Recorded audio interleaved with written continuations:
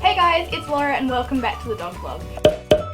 So today's video is one which is super duper highly requested by all of you guys out there. I know that you guys have been hanging out for so long to see this video, and yesterday I braved the heat and I made it for you guys because you deserve it. You guys are amazing and you guys all know that. How many times can I say you guys in an intro?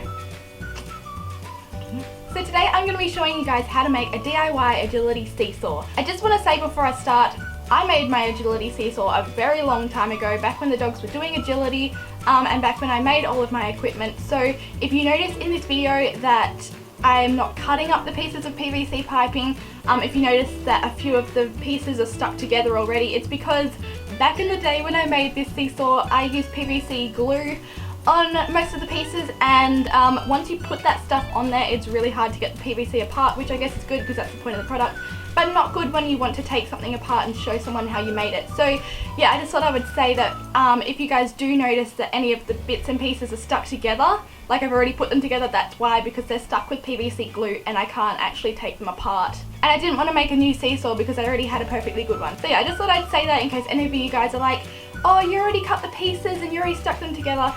That's why, because they're stuck together with glue and I already made my seesaw a very long time ago. So yes, anyway, I did manage to get most of the pieces apart and I will explain how I put them together and everything. You're going to see how I did it. So yes, enough of me rambling on in this intro. Let's just get into how to make a DIY agility seesaw. I figured that a good place to start with this tutorial would be to tell you guys what you're going to need and what measurements and how much of stuff you're going to need and blah blah blah blah. So what I've done is I've split the making of the seesaw into 3 parts. So you're going to have the base, the uprights, and then the plank. I did that because it's a lot easier to make it that way, and it's also a lot more understandable if I explain how I made it bit by bit instead of jumping all over the place. So to start off with, to make the base, you're going to need 2 PVC T-pieces which look like this. You're also going to need 2 5cm offcuts, and you can see that I've already got mine stuck in there. That's because they were stuck in with glue, but yeah, that's just a 5cm offcut that I put in the top of it, and you'll see where that comes into play later. Also for the base, you're going to need 4 pieces of PVC cut into 20cm lengths, which look like this. I only have 2 because the other 2 were stuck onto 2 elbow joints, but I apologise for that. Also, you're going to need 2 35cm PVC cuts, which look like this. And last but not least, for the base, you're going to need 4 elbow joints, which look like this if you don't know. So that is all the materials and cut measurements you're going to need to make the base of your seesaw. The next stage is to make the uprights. So this is what gives the seesaw its height. So for this, you're going to need 2 PVC T-pieces as well. You're also going to need 2 elbow joints. You're going to need 2 pieces of PVC cut into 20cm lengths. And last but not least, for the uprights, you're going to need 2 PVC pieces cut into 35cm lengths.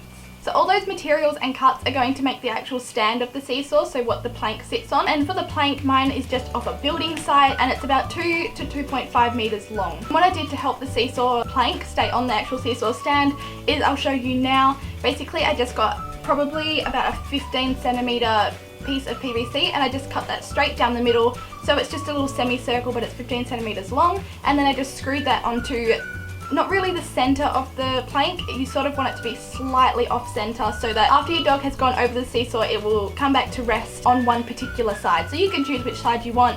I just chose this side, I'm not sure why, but yeah, just slightly off center, and you're just going to screw that semicircle of PVC piping onto there like that.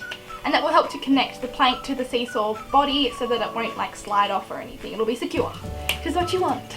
Okay, so that is all of the materials and the cut measurements that you're going to need to make your seesaw. Now we'll get on to how to actually make it. So to start making your seesaw, the best thing to do is probably start with the base. It makes sense, and then you can just build on top of that. So what I did first is I grabbed one of my 2 PVC T-pieces and I got the 5cm offcut and I put that on the top, so you'll see where I put that now. And then what I did is I got 2 of my 20cm cuts and I just put them in the other 2 open ends of the T-piece. So what you're going to do now is grab 2 elbow joints and attach them to either end of the 20cm piping, which is now out of the T-piece. And then I did the exact same thing for the leftover pieces for your base. So I got the T-piece, the 2 elbow joints, the little 5cm offcut, and the 2 20cm pieces, and put them all together so you have 2 exact same looking PVC weapons, I guess you could say. And now to complete your base, all you're going to do is grab the 2 leftover 35cm offcuts that you have and join them into either end of the open elbow joints. So you'll have this rectangular slash square looking square. Duh. Okay, so now to make the uprights. All I did now is I grabbed the 2 T-pieces which I had set aside to make the uprights, and I just attached them to the 5cm offcuts. You'll see how I did it anyway, so you understand which way they're meant to go. And then what I did is I grabbed those extra 2 20cm offcuts as well, and I just attached them to the top of each T-piece. So now you can see we're getting like 2 straight bars on a square / rectangular base. So now all I did is I got 2 elbow joints and I put them on the top of each of the vertical poles. And then what I did is I got those 2 35cm offcuts that we had left, and I just attached them to the T-piece and to the elbow joints at the top. So you'll now have a square base, 2 vertical uprights, and then 2 poles that go in the middle. And so the top pole is so that the seesaw plank can sit on top of that, and the second pole is for stability. But what you can also do, and I did this when I was training the dogs for the seesaw, is if your dog isn't too confident with the height of the top bar, you can actually remove that and then put the seesaw plank on the second one, so it's not quite as steep. And when you're training your dog the seesaw for the first time, it's really good to do that so that they get confident at that level, and then once they get more confident, then you can put it up to the high one. So those poles are just for stability and for height adjustment, which I think is great.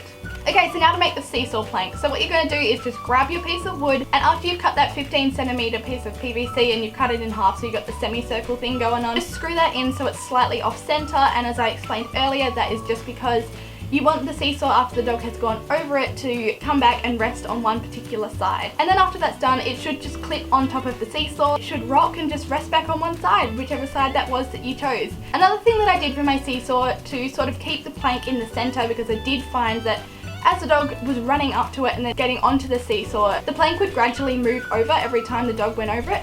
So what I did is I just got a PVC T-piece and I cut it in half, and then I cut it in half again. And so you have basically how you guys make jump cups. I just put them on either side of the plank, and it just stops it from moving along that top horizontal pole. And that is how I made my DIY agility seesaw. You guys can absolutely go to town on painting the PVC stand and the actual plank. All I did for mine was just a white coat of paint all over the seesaw. I didn't worry about the underside because no one's going to see that anyway. And then to make the contact areas on the end, I think it's about 50 centimeters on each end, and I just did that black because I thought it looked really nice. And then I thought, you know what would make this even better if I got little doggy paws and put them all up my seesaw. So yeah, you guys can paint your seesaw whatever color you like, whatever pattern you like. You can do geometric designs or circles, or you can just not paint it at all, it doesn't matter. But I think it's a really good idea if you guys do paint at least the contact zones, because that will help your dog to understand that it needs to stop there, and it'll help you to train them and everything like that. So that is how I made my DIY agility seesaw. I hope you guys really enjoyed this video. I know all of you guys have been wanting to see it for so long, and I'm so sorry I didn't make it sooner. I hope that you guys can make your own seesaws and make them all groovy with the paintwork and everything like that. I hope you guys have a lot of fun in training your dog the seesaw now that you know how to make one. And I know a lot of you guys wonder where I get the materials from and how much it costs. It's sort of around the $20 to $30 zone, and you can get all these materials from your local hardware store. I also wanted to throw in there that if any of you guys are interested in training your dog the seesaw, I do have a video which explains from the very beginning on how to train your dog the seesaw. I will leave the link to that down below so you guys can go and check it out. Once again, I hope you guys really enjoyed this video. It was a lot of fun to film. Give it a thumbs up if you did. It will let us know that you guys did enjoy the video. Don't forget to subscribe to our channel and join our fluffy family, because as always, we will love you forever and you guys mean the world to us. And we will see you next time. Bye!